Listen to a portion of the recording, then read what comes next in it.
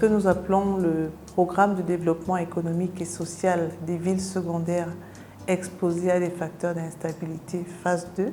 C'est un programme financé à hauteur de 8,6 millions d'euros par la KfW, donc Banque de développement de la coopération allemande. Et ce programme-là vise à accompagner certaines communes qui ont reçu des personnes déplacées internes en provenance des zones en crise de la région du Nord-Ouest et de la région du Sud-Ouest.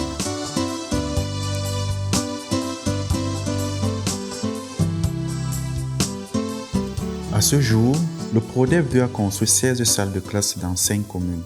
Ces salles de classe ont été équipées par un nombre total de 1122 tables bamboulonnées qui ont cette particularité d'être très solides. Ces salles de classe sont fonctionnelles et profitent à 720 élèves, parmi lesquels 30% des déplacés internes. Quand PRODEV 2 est arrivé, on a poussé un ouf de soulagement parce que grâce à ce programme, on a pu augmenter les salles de classe, réhabiliter nos salles de classe qui étaient dans un état de délabrement avancé.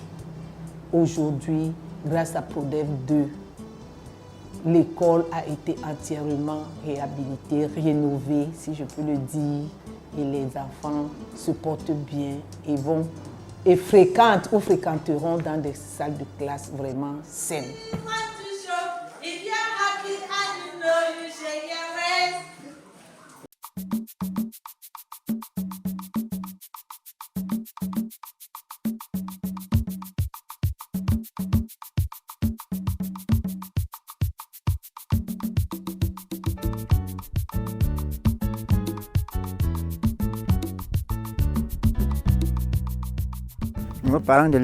Je suis parent d'élèves à l'école publique de Tale. Toutes les salles ici avaient été détruites par le vent. Il n'y avait plus de portes ni de fenêtres. Et les enfants souffraient énormément. Avec la venue de ces nouvelles salles de classe, nos enfants fréquentent dans de meilleures conditions. Et pour cela, je dis infiniment merci. Nous sommes très contents et prions que d'autres salles soient encore construites. Car de jour en jour, les élèves sont de plus en plus nombreux. Ce qu'il faut relever dans les approches du PRODEV 2, c'est que toutes ces salles de classe ont été construites selon l'approche IMO qui vise à recruter les travailleurs localement. Ces derniers bénéficient d'une rémunération journalière ainsi que des formations continues dans le secteur du bâtiment durant toute la phase d'exécution des chantiers.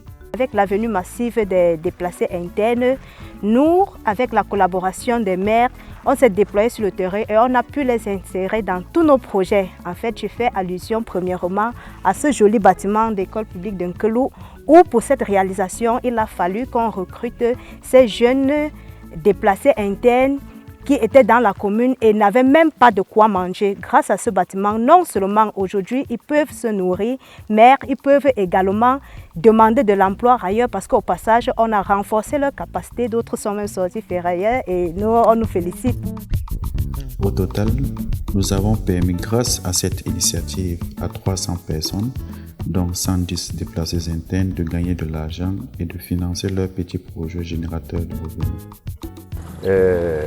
Le FECOM et le KfW, à travers la coopération allemande, est en train aussi d'aider, n'est-ce pas, les déplacés pour créer des activités génératrices de revenus.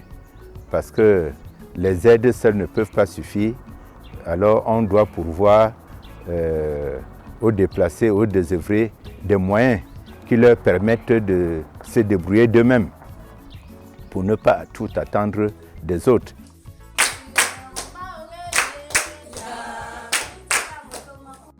Je m'appelle Brandilda Maloba. Je viens de l'arrondissement de Muyuka, dans la région du Sud-Ouest. Je vis présentement en Banga.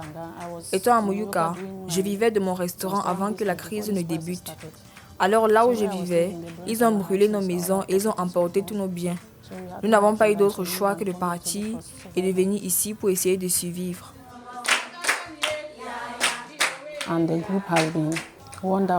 Le groupe est formidable.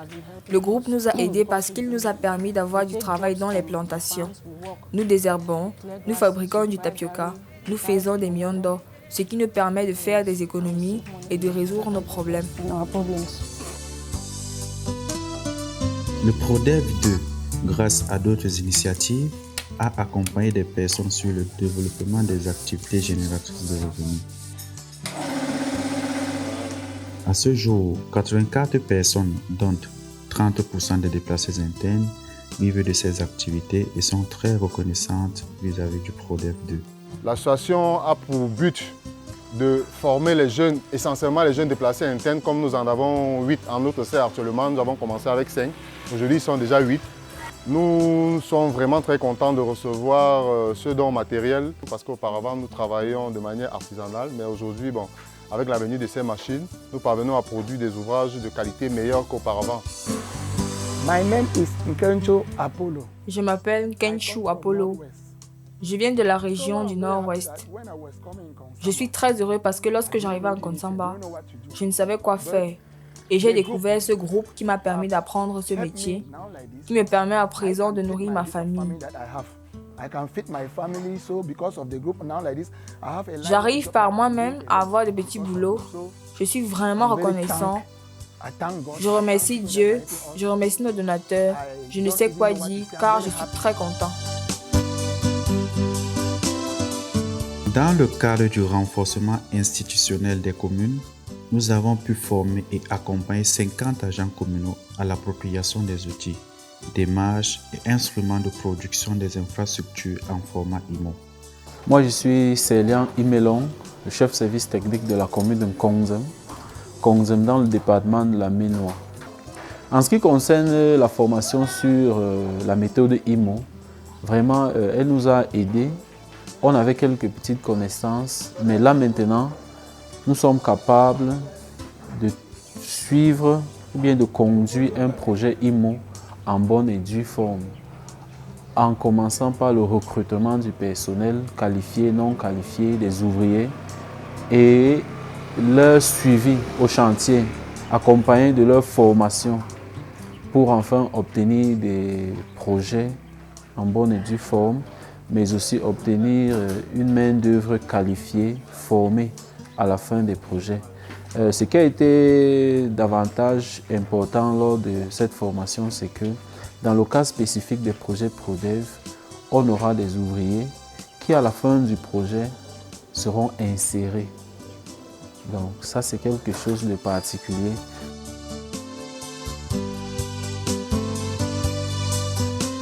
Certaines communes ont déjà pris des initiatives de faire la promotion des formations professionnelles ainsi que des activités génératrices de revenus au profit des populations avec leurs ressources budgétaires propres. Il s'agit d'un bon indicateur d'appropriation et de pérennisation du PRODEV 2. Après la phase pilote qui vient de se terminer, 184 projets ont été maturés pour le compte du premier cycle biennal. À ce jour, 45% de ces projets sont en cours d'implémentation et d'ici fin octobre, nous aurons atteint les 100% d'exécution.